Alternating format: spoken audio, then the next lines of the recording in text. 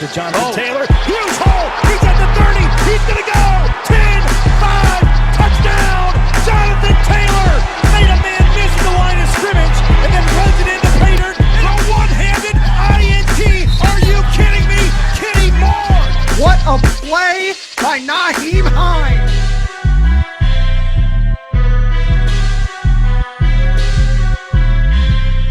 Horseshoe is back, baby. The horseshoe is back. What is going on, Colts Nation? Welcome back to another episode of the Bring the Juice Colts podcast. Well, this offseason, the Indianapolis Colts had a lot of needs, lots of positions they had to fill. They had to figure out what they were going to do at. Those positions included a quarterback retiring in Phillip Rivers, a left tackle retiring, and also some other positions that we really felt like the Colts needed to address. So in this video, we're going to kind of talk about how the Indianapolis Colts address some of their biggest positions of need. I already mentioned a couple of them on the offensive side: quarterback, left tackle, also throwing in edge rusher as well was another big need on the defensive side. And then also, felt like the Colts needed maybe another playmaker at tight end or wide receiver. The Colts elected to bring back T.Y. Hilton, so they really didn't do much at wide receiver. But Derek, how we're going to do this is we're going to just kind of start on the offensive side, work our way over to the defensive side, and kind of look at the ways that the Indianapolis Colts helped to really solve those biggest positions of need this offseason. So we'll start obviously with the quarterback, the most important position in all of sports. The Indianapolis Colts, when they traded for a quarterback, they traded for Carson Wentz. They gave away a third-round pick in the 2021 NFL draft and a conditional second-round pick that could turn into a first-round pick depending on a few stipulations. If you're curious what those stipulations are, I'd encourage you to look those up. I don't have them right in front of me. But, there's some certain criteria that have to be met there. So, Derek, let's start there with how the Colts addressed the quarterback position and also drafting a quarterback there in round number 6 in Sam Ehlinger. What are your overall thoughts on how the Colts approached the quarterback position this offseason and how they eventually decided to address it? Yeah, I mean, that's absolutely right. They dealt with getting Carson Wentz and obviously drafting Sam Ehlinger. Carson Wentz, you kind of feel like a lot of Frank Reich decision there. Reich probably did see what was going down in Philadelphia and felt that he was able to get under the skin of them and allow Ballard to work his magic, and he felt that he could get the best out of Carson Wentz. And, that's ultimately the biggest question, right? Is the ultimate question of this whole season is what kind of Carson Wentz are we going to get? It's been the biggest question, and that's going to remain the biggest question throughout the entire year is just what kind of quarterback did we actually get? It's kind of weird that we're having that conversation, right? Because, we had Phillip Rivers, who the year before he came in had a god-awful year. 23 touchdowns, 20 interceptions. I mean, the guy just was a shell of his former self. And, there were the majority of Colts fans kind of agreed that, that there's a point where, he had a terrible offensive line. Coaching staff didn't really help him with running the offense the way he wanted to. It's just kind of weird that, some people forget those things for Wentz. It's kind of the weird thing. Like, Wentz has been good every year of his career except this year. And then, everybody's like, oh, I wonder if he's actually that good anymore. It's kind of weird. It's the same thing as Phillip Rivers. So I can't wait to have more conversations like that with Colts fans when people start questioning Carson Wentz. But in addition with the draft, with getting Ehlinger, again, just like what the Colts did with a lot of positions this offseason, have really just shored up the depth. Making sure they have extra guys there. Sam Ehlinger will be the third and final quarterback, it sounds like, on the roster, and he's going to be the one to battle it out with Eason in training camp and everything else. So overall, I like what the Colts are doing here with the quarterback position. They got depth. They got the guy who they believe can lead this offense for, 5 to 10 more years down the road. So I like what we're doing here. I think, purely from a talent standpoint, the Colts definitely got better, right? I mean, you go from a nearly 40-year-old immobile quarterback, as good as he was in that second half of the season for the Colts, he had a lot of limitations. I mean, we even would say it. Like, you knew he wasn't going to sneak it. He was dealing with that toe injury. Credit him. He fought through that. But you knew that Phillip Rivers was never going to be a threat on the ground, right? And the thing with Carson Wentz, now there's questions like you mentioned about this past season was a bad season for him. But, I mean, this guy has shown traits to be, and I can even say it because Colts players have said it, Andrew Luck-like, right? In the way that he physically is gifted, in the way that he can extend plays, the way that he can just work some magic, and really when there's, making plays when there's really nothing to be made. That's just the type of quarterback that he is, the type of athlete that he is. And Derek, I think this just opens your offense up so much on top what of you that, can do. I do want to ask you, because Lawrence brought this up. He brought this up. How would you feel if the Colts started running a triple option offense in the red zone? Because now you have a quarterback that you actually have to somewhat be okay with him moving. I mean, you have Jonathan Taylor on the back end and Hines and Mack on the wings, and then Wentz right there in the middle, running that triple option offense. I mean, that would really screw a lot of teams up, I think, if we were able to run that in the red zone. That could be like an unbelievable red zone opportunity. Absolutely. Yeah. And that just goes to show all the new wrinkles that you can implement into your offense with Carson Wentz now. Like there's so many more things that you can do.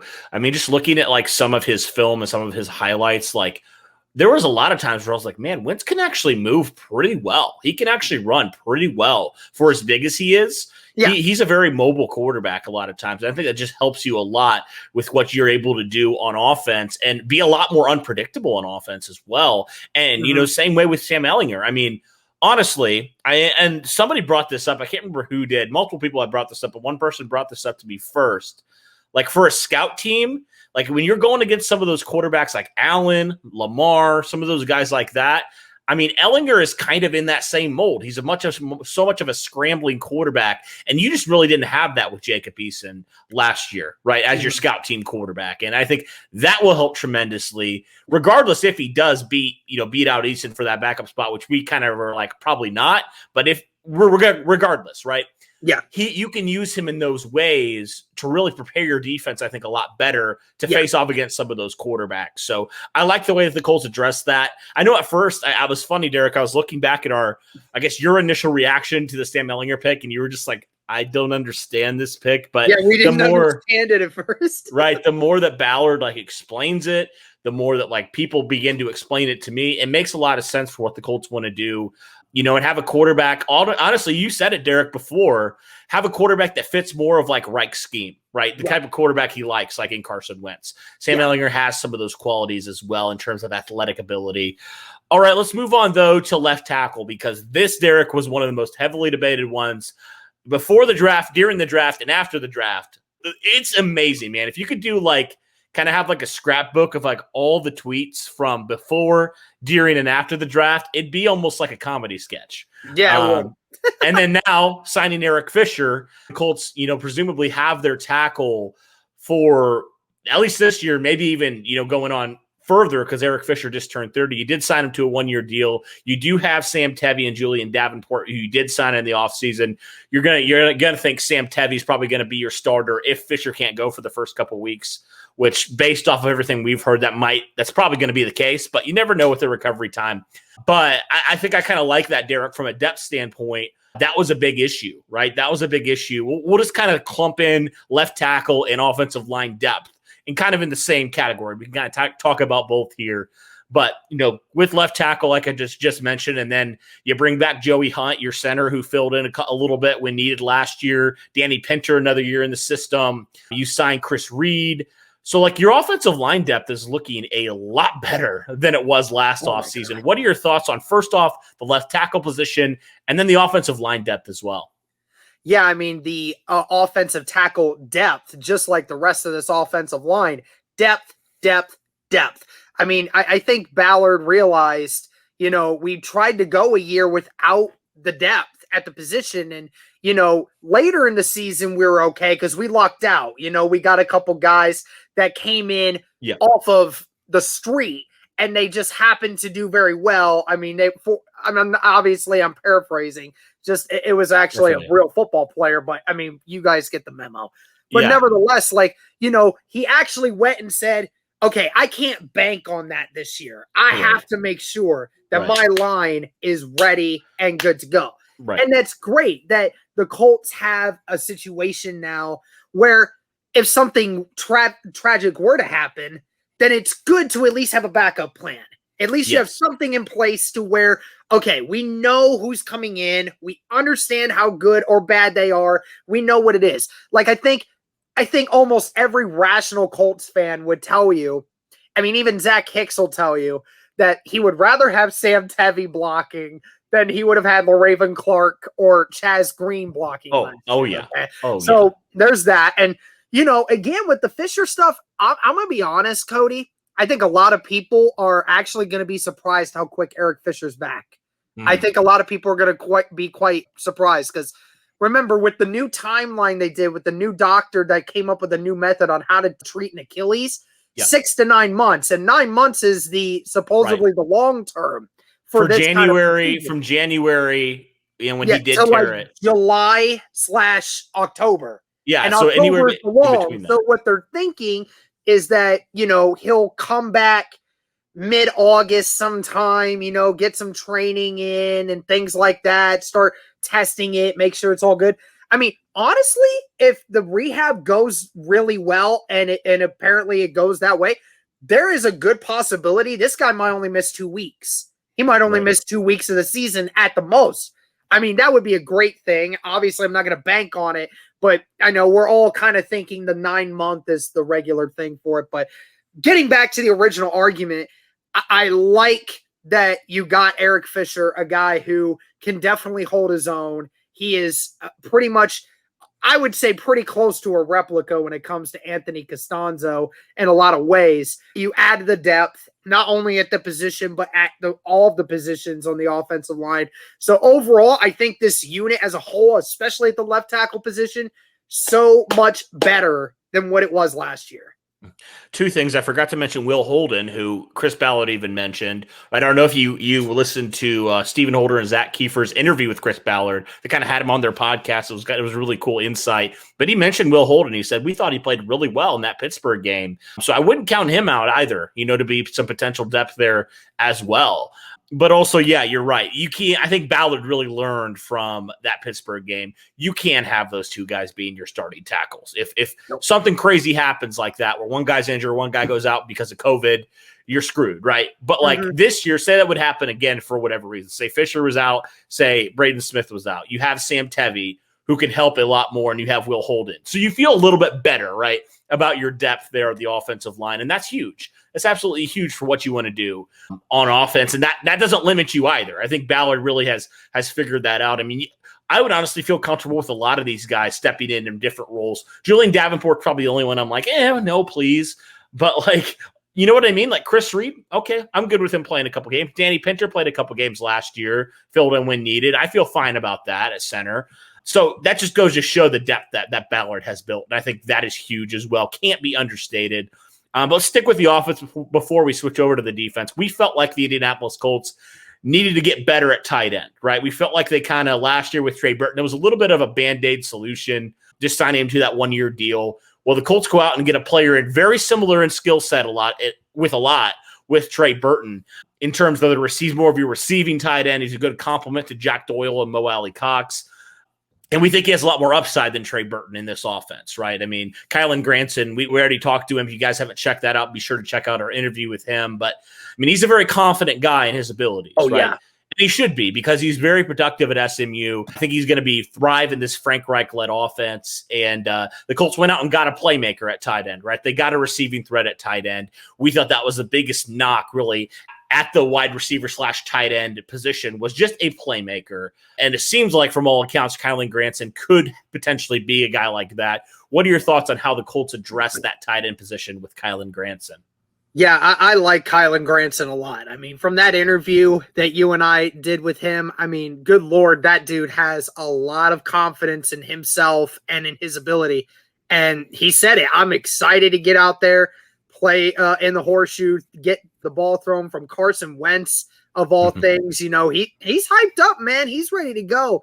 And I mean, here's the thing. I mean, I know it's rookie mini camp. Obviously, there's a lot of guys that show out with their physical abilities at times like that. But, you know, we saw with the Next Pick series, and we saw how excited Frank Reich was to get Kylen Granson. I mean, he's been pushing for him for a lot of that draft process. That was Frank Reich's guy, right? That was one of the few guys that he put on a sheet that said, I want him.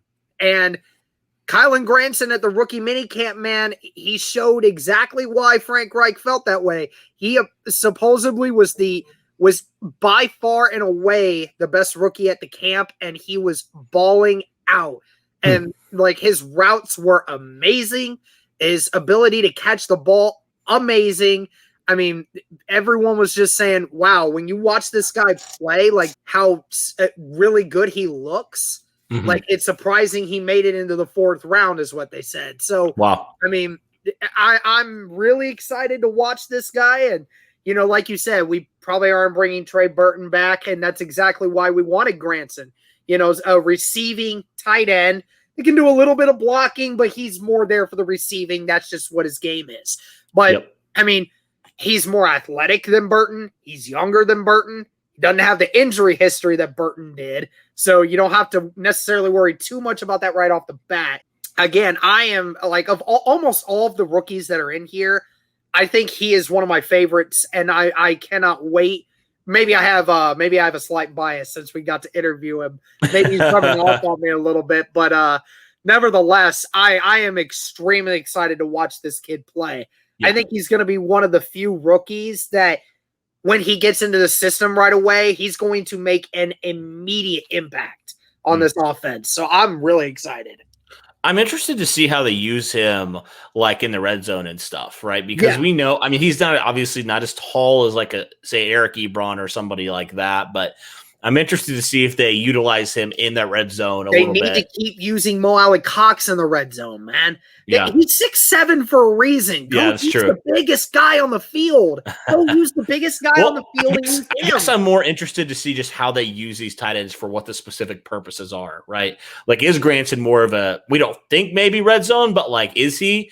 Or are they just going to use him? Like, what are the different ways they're going to use him? He's got decent speed. He's not slow, but I mean, I could see some trickery being used for kind of like what Kansas City likes to do. You know how they like to run those shuffle plays a lot in the red zone? I could see something like that for Granson because, he's obviously got really good hands. Who knows? We'll have to see. I mean, that's the beauty of it. We're not Frank Reich. We don't know. Yeah.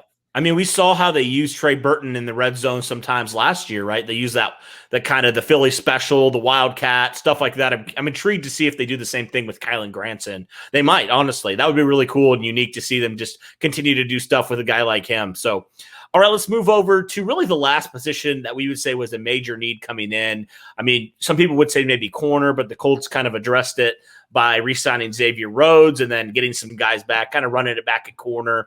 But the biggest one that we would say was definitely the edge rush, right? The pass rush at the edge. The Colts really understood that. That clearly was their number one priority, is to get better on the edge, especially after that Buffalo game where we said, look, the reason why the Colts lost, you can point to a lot of different reasons. The big reason why the Colts lost was because they couldn't get consistent pressure on Josh Allen. I mean, they couldn't. They couldn't. And, we had some young guys that we kind of liked, but like none of them had shown out yet for various reasons. So what does Chris Ballard do? He addresses pass rush in the first 2 rounds, right? He takes Kwity Paye and he takes Dayo Adengbo in rounds 1 and 2. And he honestly thought that Dayo Adengbo could have been a first-round talent as well, right? If he didn't suffer that injury. So Chris Ballard has really made a statement, I think, this draft. First off, to some of the guys that are currently on the roster, like, hey, just because you were a high pick doesn't mean you're guaranteed a spot. And also, we understand you have to get to the quarterback consistently to be, playing in January and even further on. What are your thoughts on how the Colts address the pass rush this offseason, especially in the draft? Well, I mean, I've seen a couple Colts fans mention it that, due to the fact that the Colts are going to potentially lose one of their higher draft picks next year due to the Carson Wentz trade, you double dipped into defensive end because you may not get one next year that you necessarily like, and you double dip into it now. So that way it puts a little bit more pressure on the guys that have been here for a couple years. Obviously this defensive end group's got a lot of depth at it right now, which is good. It'll have even more depth once Dio is actually able to start. They're pretty optimistic he's going to make an appearance at some point in this season. I wouldn't doubt it. I would anticipate him probably coming back sometime in October/November time. I mean, it was about the same time. His injury was right at about the same time that Fisher had it. It was a few weeks later, though. Yeah. But nevertheless, I mean, I think both of these guys have great potential to be defensive ends for the future for Indianapolis. I don't necessarily know what all they're going to bring right off the bat. I'll be honest. I don't think Kwity Paye does much more than what a Danico Autry did for us last year in terms of sack-wise. But I think as in terms of longevity, when you look at a Kwity Paye and you look at a Dio Adangbo, those kinds of guys, longevity-wise, they provide so much great optimistic stuff for you guys. Because, I mean, just a guy with pure raw talent and Kwity Paye and a long athletic freak in Dio Adangbo. I mean, it's really amazing that we're able to get both of these guys. I really hope that they are able to train these guys the way they want to. If they do, those are the two guys at the very beginning that are going to change this whole franchise around on the defensive side. And hearing that Kwity Paye is going to most likely get a lot of opportunities on that right side with DeForest Buckner is nice to hear. So I'm looking forward to it, man. I really like what this defensive end group can provide. Yeah, I mean, you said if he, Danico Autry production. I mean, Danico Autry had 8.5 sacks last year. So if Kwity Paye can get 8.5 sacks as a rookie, I will take that. But I think with a lot of these positions, you may not see, except maybe a couple, right? Like with some of the draft picks that address some of these positions, right away, you may not see much of a difference, right? You may not see much of a difference. But I think for long-term success, this definitely has set you up well for the future, right? At defensive end, at quarterback, at tight end, right? It's really helped you out in a lot of ways, getting younger and getting, honestly, more talented at this point. So from that standpoint, I think that's why the Colts address these positions of need the way they did, because they feel like now their ceiling is a lot higher with these guys than it was with the guys they had last year starting at those positions. So that's kind of our look at the ways that the Colts address some of their positions of need. Let us know in the comments below what you guys think about all the ways the Colts address these positions. Yeah, I think that'll do it for this one, guys. Thanks for tuning in. And as always, go Colts.